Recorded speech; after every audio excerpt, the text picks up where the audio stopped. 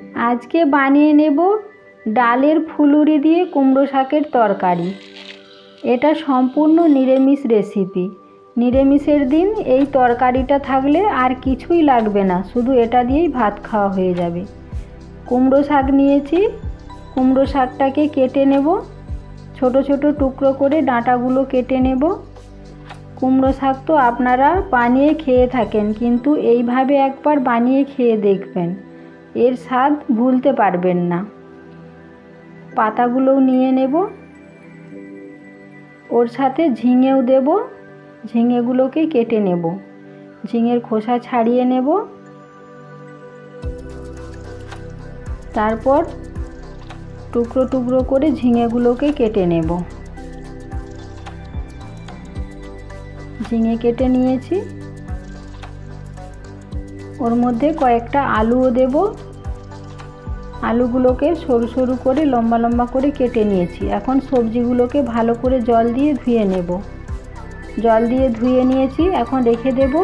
ডাল ভিজিয়ে রেখেছিলাম, খেসারির ডাল, ভালো করে ধুয়ে নিয়েছি, এখন বেটে নেব।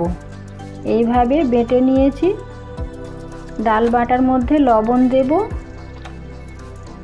হলুদ গুঁড়ো দেব, ভালো করে মেখে নেব ডালের সাথে। ভালো করে মাখা হয়ে গেছে। এখন ভাজার জন্য উনুনে কড়াই বসিয়ে দেব। কড়াইতে তেল দিয়ে দেব। তেলটা গরম হয়ে গেলে ছোট ছোট ফুলুরির মতো করে ছেড়ে দেব।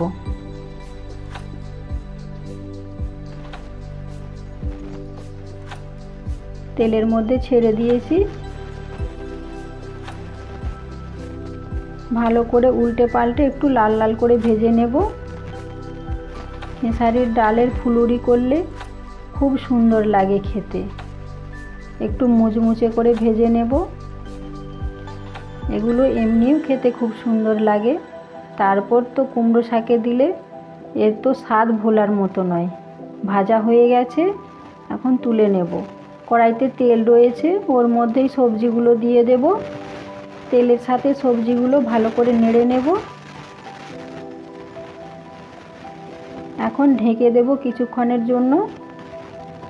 কিছুক্ষণ পর ঢাকনা খুলে আবারও সবজিটাকে নাড়তে থাকবো। নেড়ে নেড়ে এর মধ্যে যে জল বেরোবে, জলটাকে শুকনো করতে হবে। সবজিটা এখন নাড়া হয়ে গেছে, ঢেলে নেব।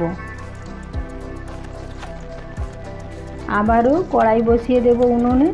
ওর মধ্যে তেল দিয়ে দেব, সরষের তেল।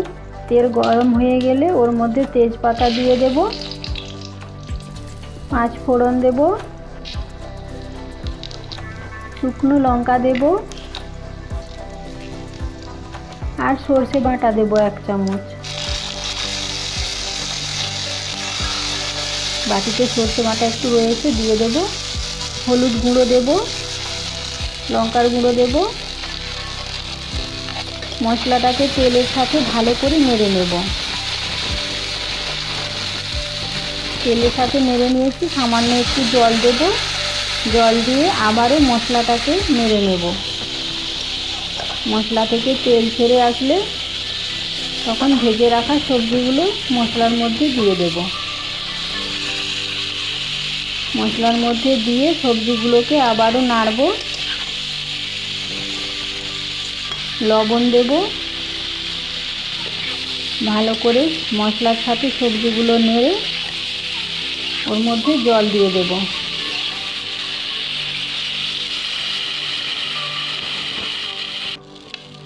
জল দিয়ে একটু ভালো করে মিশিয়ে নেব সবজিগুলো। তারপর ভেজে রাখা ফুলুরিগুলো দিয়ে দেব। দিয়ে আবারও ঢেকে দেব। কিছুক্ষণ ফুটতে দেব। তারপর ঢাকনা খুলে আবারও একটু নেড়ে নেব। জলটা একটু মরে গেলে, একটু মাখা মাখা হলে নামিয়ে নেব। আলুগুলো সেদ্ধ হয়ে গেছে, সব সবজি ভালো করে সেদ্ধ হয়ে গেছে, নামিয়ে নিয়েছি। কত সুন্দর লাগছে দেখুন। কত সুন্দর একটা নিরামিষ রেসিপি তৈরি হয়ে গেল।